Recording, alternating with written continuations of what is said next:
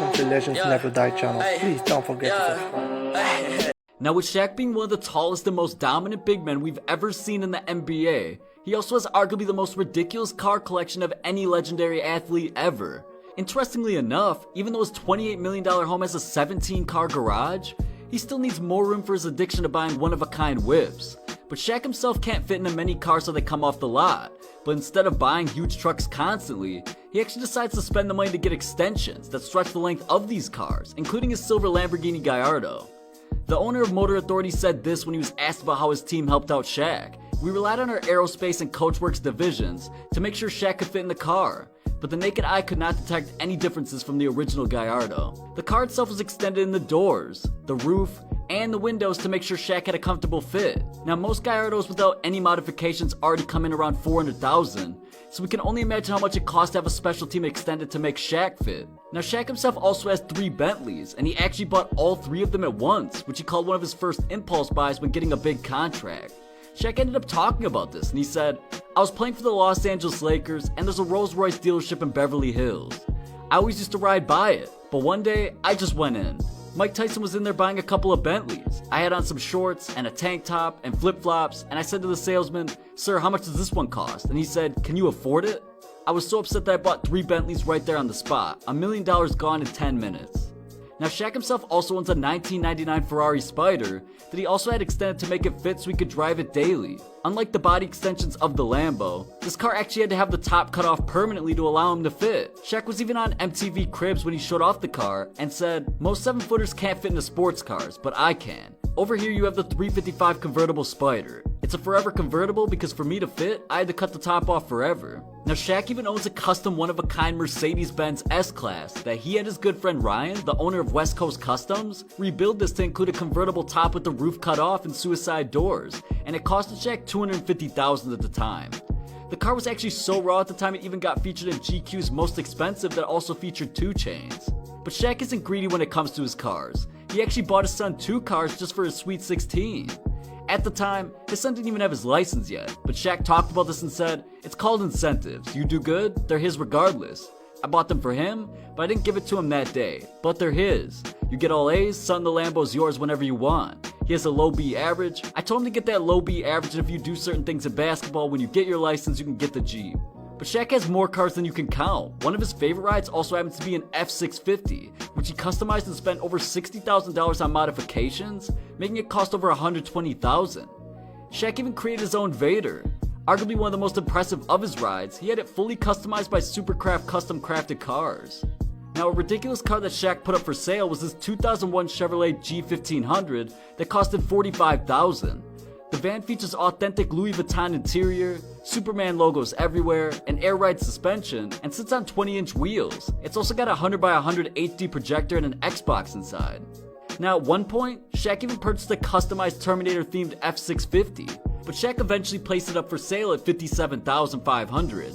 One of Shaq's cheapest cars comes in around $30,000, but it's still one of his most ridiculous, a 3-wheel roadster. He also even has a customized slingshot vehicle that was customized by West Coast Customs and is nicknamed Sling Shaq. It was customized to give Shaq more room as well as extra seats, making it a 4-seater.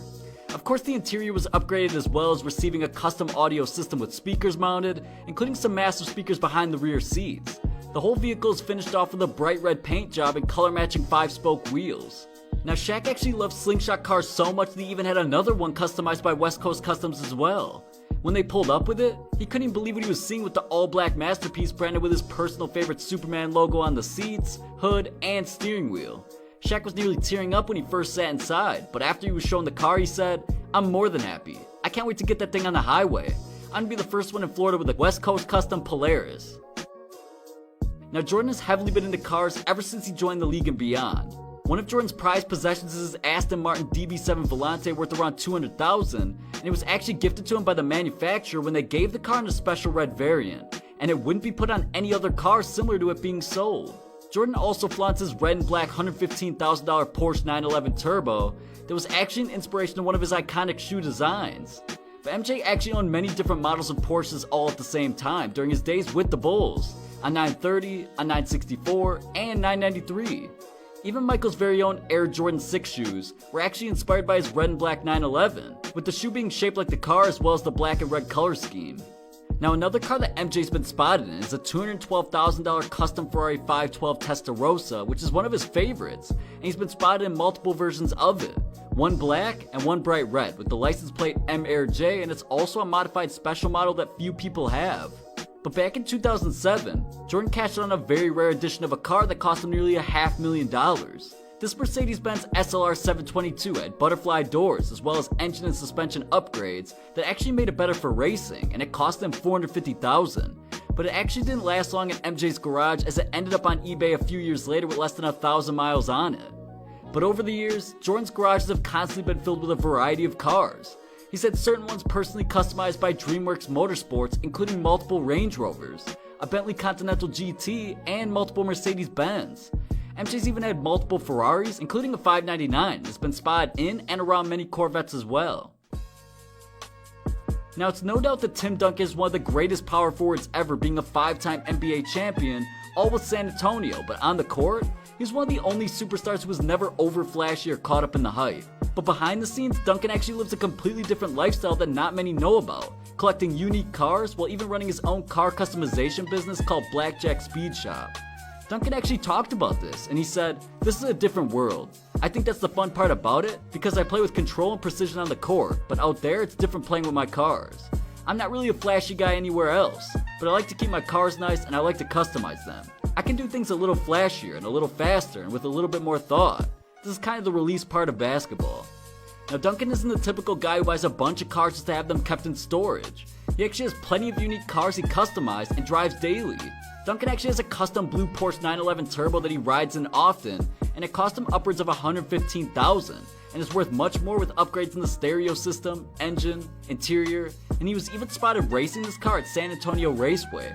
It's often been said that Tim Duncan lives life a quarter mile at a time because of his love for racing cars, and rumor had it that he'd show up to the gym for team practices and more cars than his teammates could keep track of. Duncan is a man with many classic cars, and he takes pride in the ones he owns that are decades old.